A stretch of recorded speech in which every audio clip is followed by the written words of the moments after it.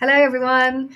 Hope you enjoyed that last session. I am back on screen for our panel discussion on how to pick the perfect Canadian adventure for your clients. So I'm joined by Lee Rogers, who is the product and commercial director at Canadian Specialist Tour Operator Canadian Affair. So hi, Lee. Hi there. And Thanks we for also having me have this afternoon. Absolutely. Thanks. Sorry, interrupted you there. And we also have Jay Porter, who is the managing director of the Cheshire-based travel agency Travel Lab. So thanks for joining, Jay. Hello, thank you for having me.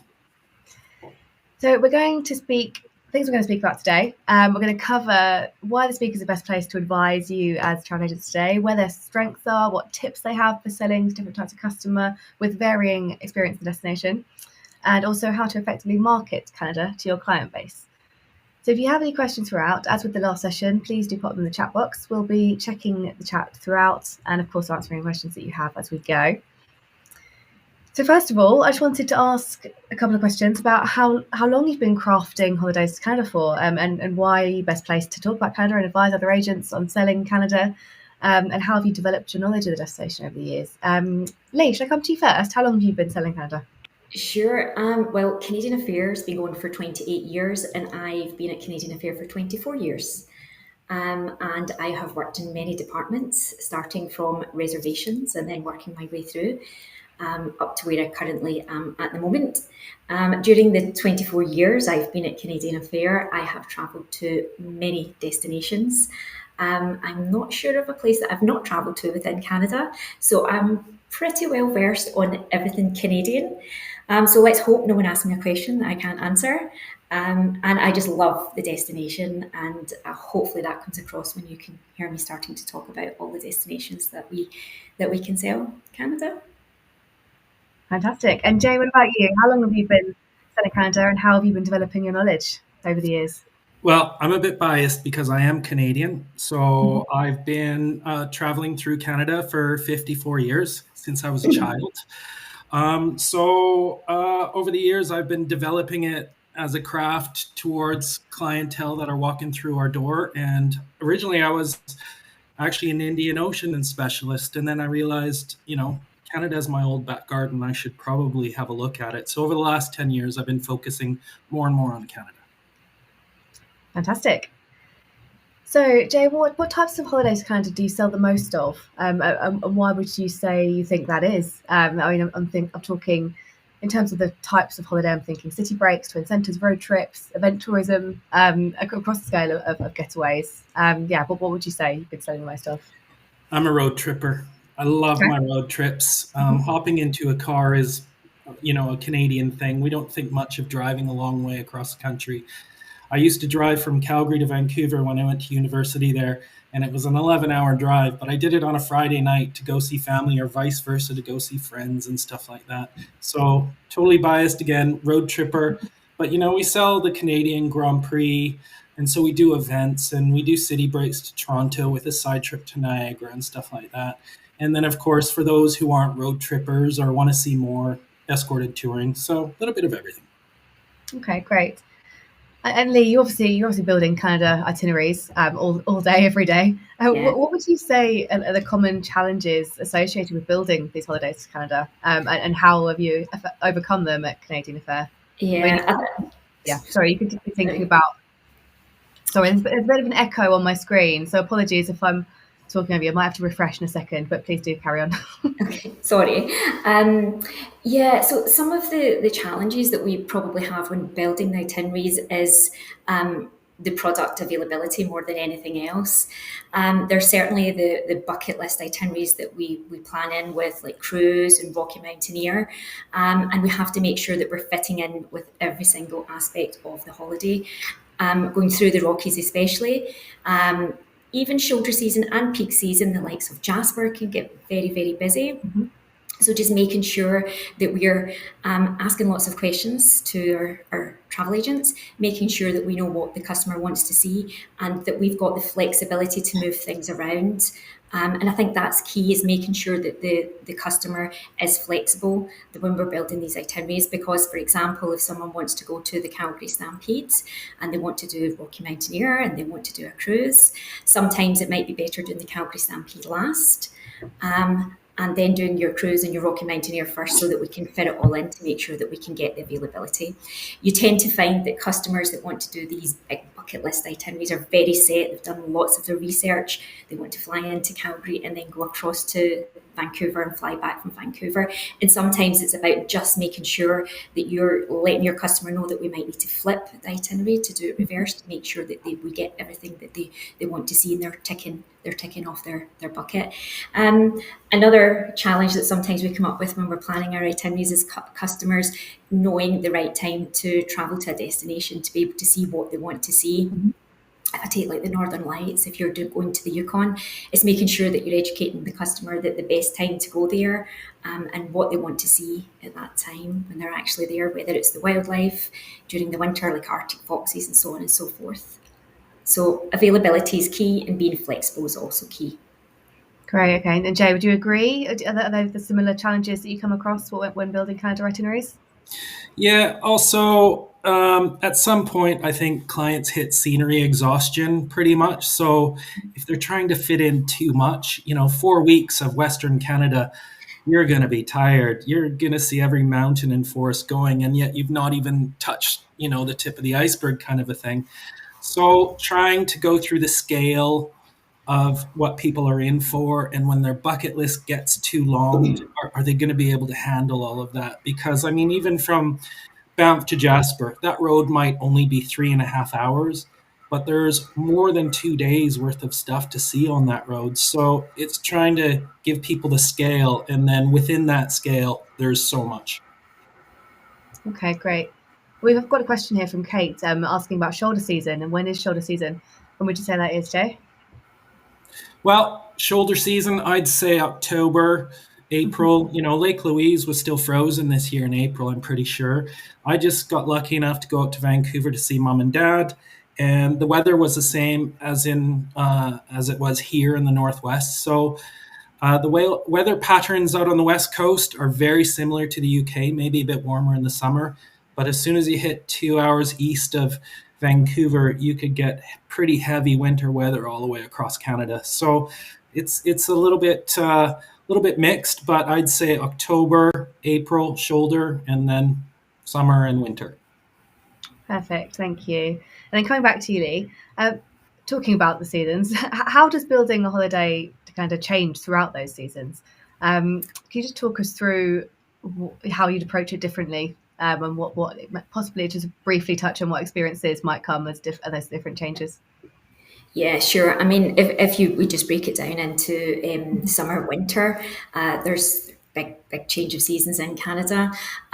It's asking the right questions about what the customer wants to do, because you can go to Canada in winter and it's not just all about ski. I mean, ski is a huge part of it, and it's absolutely amazing. They've got some amazing resorts. If you're doing Whistler, you're doing Banff, Lake Louise, Jasper, and even East Coast, you've got Tremblant if you want to go skiing. But Canada has so much to offer. It's not just all about ski that they've got to offer. They have lots of non-ski activity as well, whether you want to do snowmobiling, you want to do the winter activity, even spa resorts. They've got lovely different things that you can actually do when you're out there. So it depends what your customer actually is wanting. And I think the key thing is to ask what activities they want to do. Is it ski? Is it non-ski? What level of ability do they have in terms of outdoors? I mean, dog sledding is absolutely fantastic, but actually you need to be quite fit to do dog sledding sometimes, because it's not just standing on a sledge and making sure the dogs are pulling you. There is technique to it. So I think for me, it's about asking the right questions about what the customer wants to see, what they want to do. Is it a full ski holiday?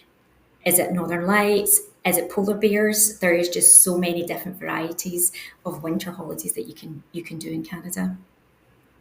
Okay, great. I mean, obviously, the theme here is asking the right questions to get the information out of the customers, what they want and what their key interests are, what their abilities are, what their limitations are. So that leads us on very nicely to talking about how to sell to different types of client. So breaking down some of the different client types that agents might have, and what might be suitable for those clients. So I've kind of listed a few here. I've got families, young couples, mature couples, groups of friends. Jay, can I come back to you and ask, just talk a bit differently, talk about the different ways that you would approach selling to those different client types? Well, I think first you have to listen to what they want, like Lee said, because there's going to be quite a bit of crossover. So we cover, how active can they be? I mean, if they have two young kids, are they going to put them in a backpack and carry them through on a hike and stuff like that? Or, ability is important because you can go from zero to hero on hikes in any of the national parks, right? So we kind of cover what amount of city they want, outdoors, scenery, wildlife, biking, skiing, activity level, and then just get down to the interest. And sometimes the kids are the ones that are making the decisions. So we kind of get them involved too, right? Because children do make a lot of decisions on family holidays. And if they're used to Disneyland, well, we'll have to figure out what we're going to do with them in Canada. Yeah, absolutely. Okay. And Lee, what would you recommend for maybe a young couple? A kind of just a classic activity recommendation. In terms of like holiday style, then I would probably suggest a motorhome. I think a young couple, they want to get out, they want to experience a large part of Canada. So I would say hire a motorhome, pick your destination that you want to travel to, whether it's Atlantic Canada, which I think is amazing, whether it's Ontario and get out and explore Northern Ontario, or if they want to go over and do the West Coast. I think it gives them the freedom that they want to do in terms of activities and experiences, whether they want to go whale watching, whether they want to go paddle boarding. I think it just gives them the opportunity to be, if they want to do paddle boarding, be on a lake, wake up in the morning and they've got the lake, they can have their breakfast at their leisure, they've got all their amenities in their camper van, and then they've got their paddle boards sitting next to the camper van and they can go out onto the lake. So I think for a young couple, I think the freedom that they want, a camper van, a motorhome holiday would be the best holiday that I would suggest for them, to give them the freedom to do what they want to do, when they want to do it. And yeah, it just opens up lots of possibilities to see lots of Canada. Yeah, it's a great opportunity to get off the beaten track as well and see those lesser known destinations. Yeah. Support different parts of the country.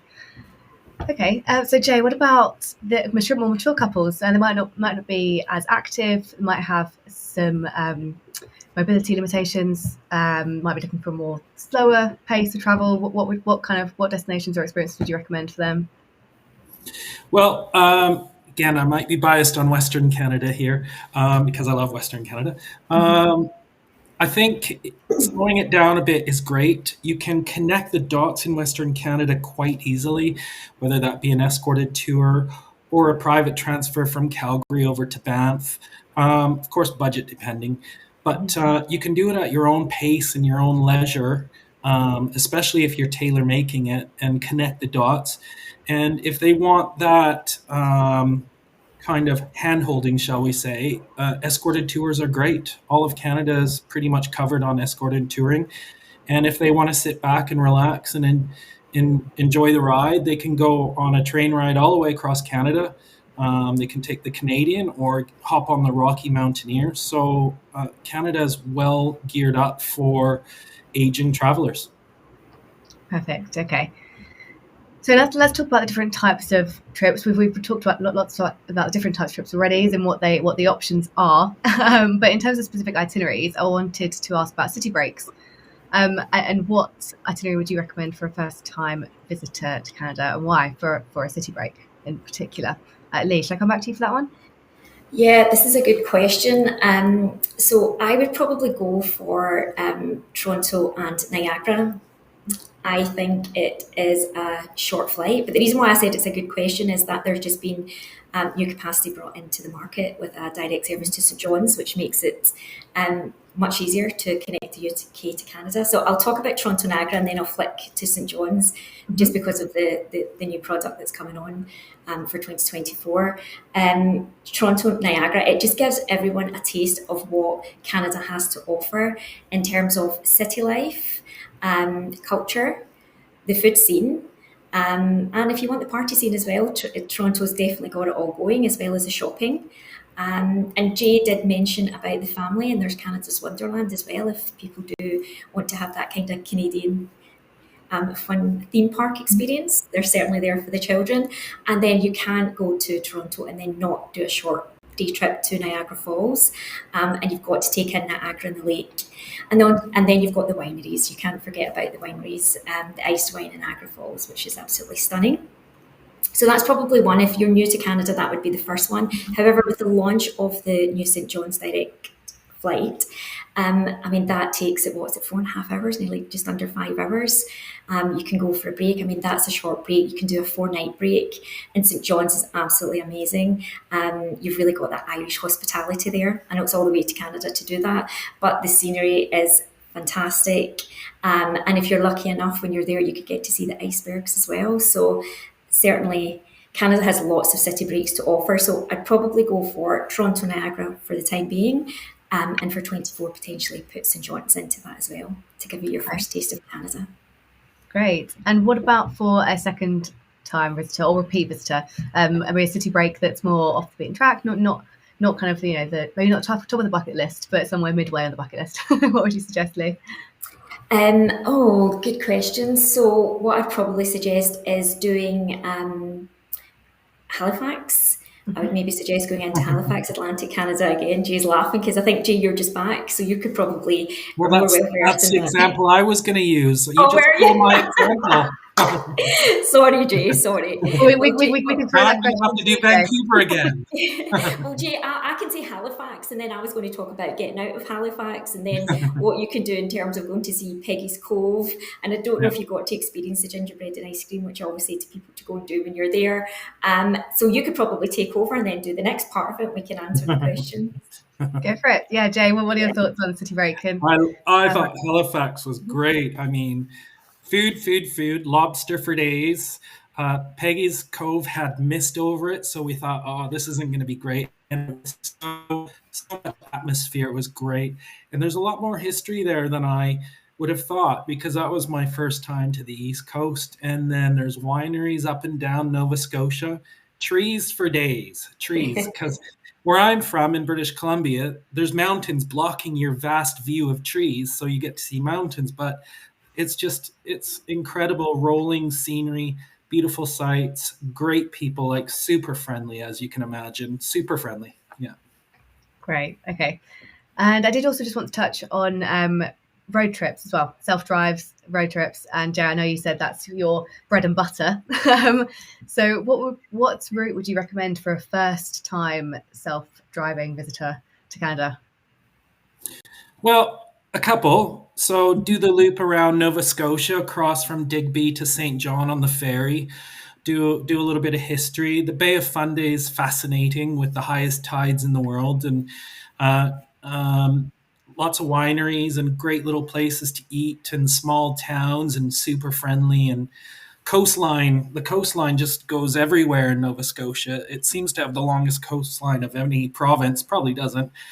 And then across on the West Coast, the classic, it's got to be one of the best in the world, from Calgary, Banff, up to Jasper, down to Clearwater, across to Whistler and down to Vancouver. And then if the budget and the time and all of that allow, a circuit of Vancouver Island is jaw-dropping as always. But take the scenic route. No matter what, take the scenic route. Okay, great. And what about a client who's been to Canada before, has maybe done a few city breaks, but is looking to explore a bit further, a bit deeper, getting off the beaten track with a car? What would you recommend to them? Although I guess that would be the same as a first-time self-driver. Okay, what about a second-time self-driver? Someone who's looking for their second, third, or fourth road trip. Jay, can I come back to you to that one as well? Well, I'd find out what they like about the first trip and whether they want any duplication or whether they're going to do something entirely different.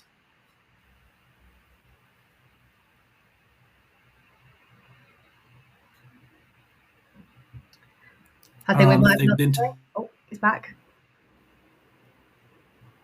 I think we might have some unstable internet connection there from Jay. So Lee. I think you're back. Somebody.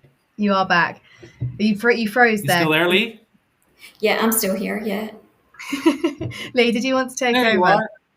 Oh, sorry, do you want me to take over? Yeah, so I mean, I think what Jay was saying is that he would ask questions what they liked about the first trip and what did they want out of their second trip. So if they've already done like West Coast and they're going they're going for their second trip, I would probably try and get them out a bit. I'd maybe suggest Ontario, fly them into Toronto, and then they could do like Northern Ontario, depending how long they want to go. Some people just do 7-10 nights if they're doing Ontario, but if they want to do like the 14 nights, we could extend it. We could go to Algonquin National Park, get a log cabin, take them out to some of the resorts. In Northern, there's even seaplanes that you can take to some of the new fishing resorts that they've actually got out there. You can leave your car, do a seaplane over to fishing resorts for a couple of nights. And it's not just about fishing, but these are wellness resorts as well. It's getting one with nature, totally off the beaten track, experiencing something that people probably didn't even know existed in Canada. Bringing that back, coming back on to your self-drive, heading further towards Ottawa, and then going up to Montreal and really getting out and seeing what's outside of the cities. So that's what I would probably suggest for the second flight drive journey. Right, that sounds fantastic. So, sorry, Jay, we lost you a bit there. Your internet was a bit unstable. Do we have you back? I'm getting a bit of feedback. I hear Lee talking twice. Okay. So, do you have me now, though? We do, and we can hear you fine. So I will come to you for the next question while we have you. Okay. Do you have any advice for selling to the luxury market in particular? So that would be destinations, products, or experiences that you would recommend to the high revenue customers, or on the contrary, actually, would there be any that you might avoid?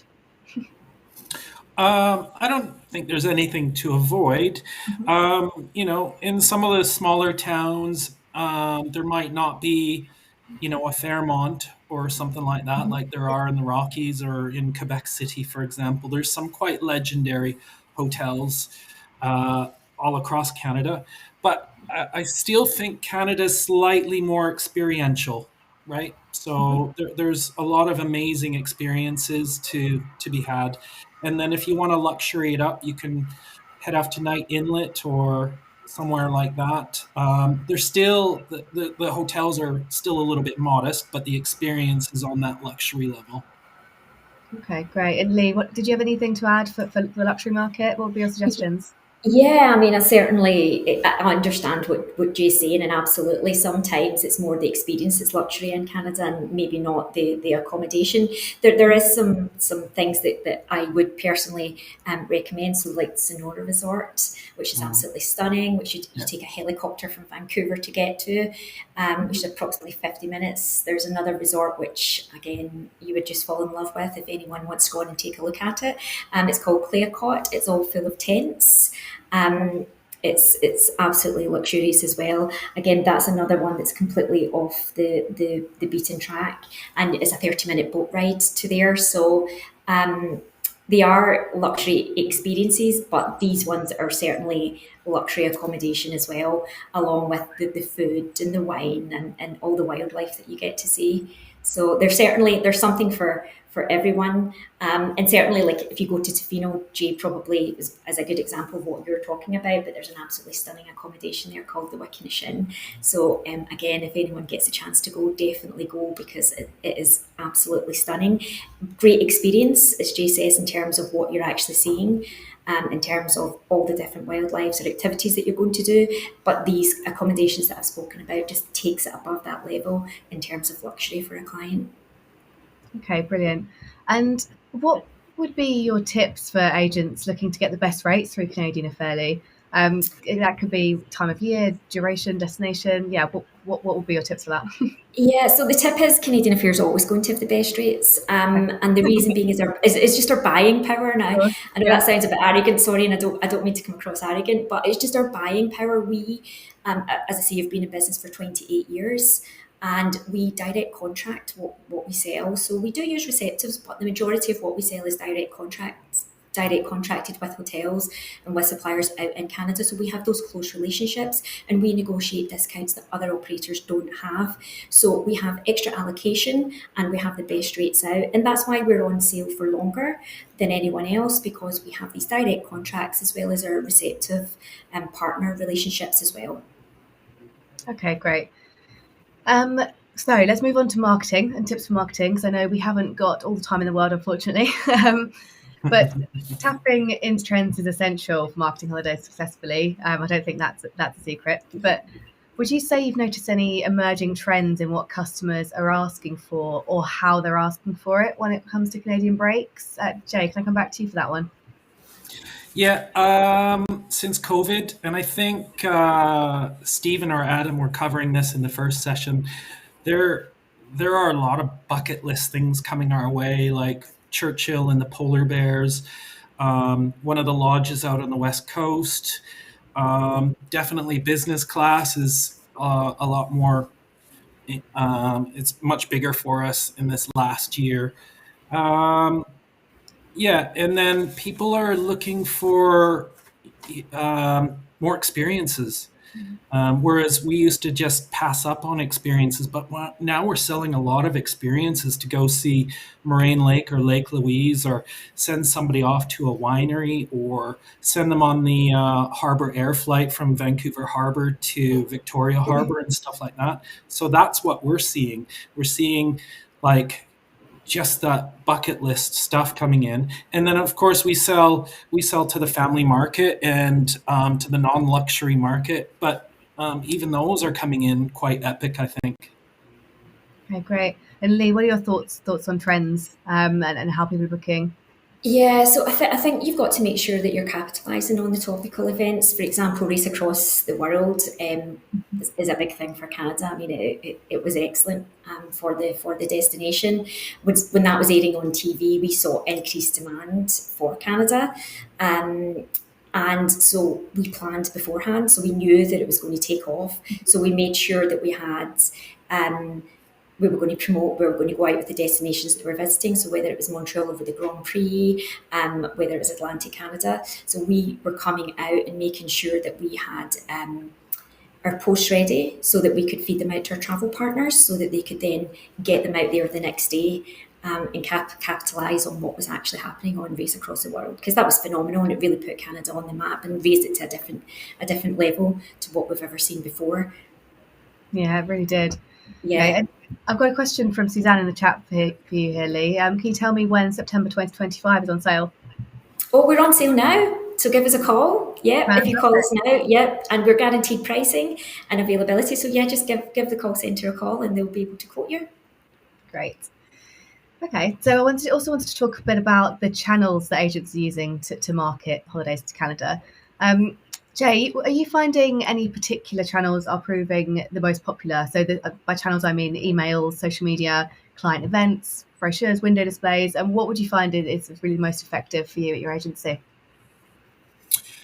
Word of mouth is good for us because our clients know that I'm Canadian, so that's a bonus. But we have 4 window display, I don't know what you call them, like the LED real estate things going down from the ceiling.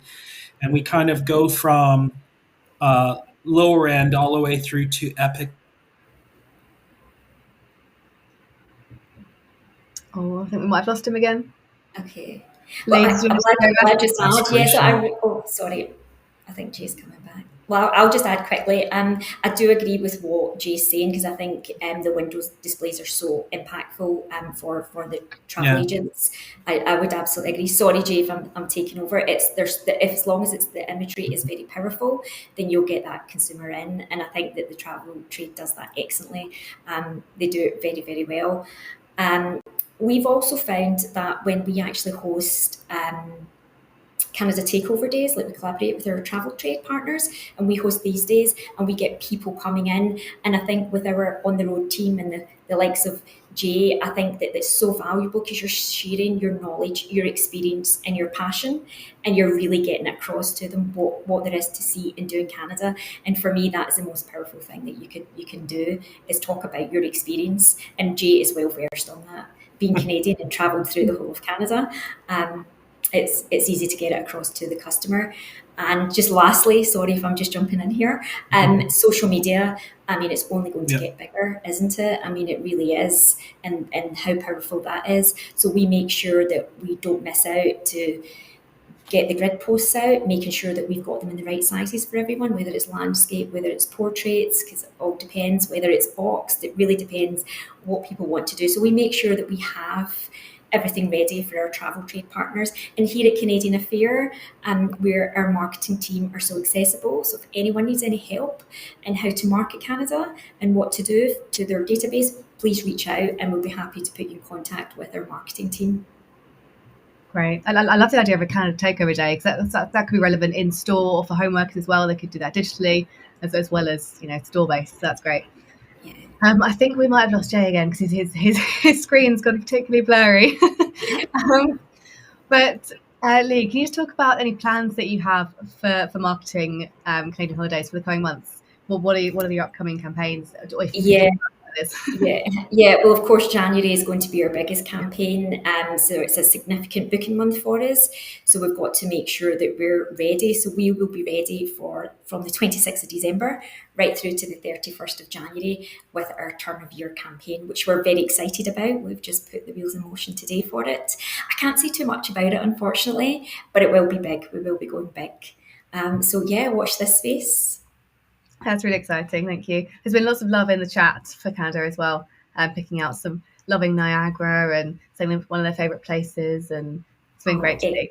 Good. But if the audience doesn't have any more questions, then I think that's all we have time for today. We'll leave it there. Sorry that we lost Jay there at the end, but he gave lots of lovely insight before his internet just gave up on him. So thank you, Lee, for all of your time today.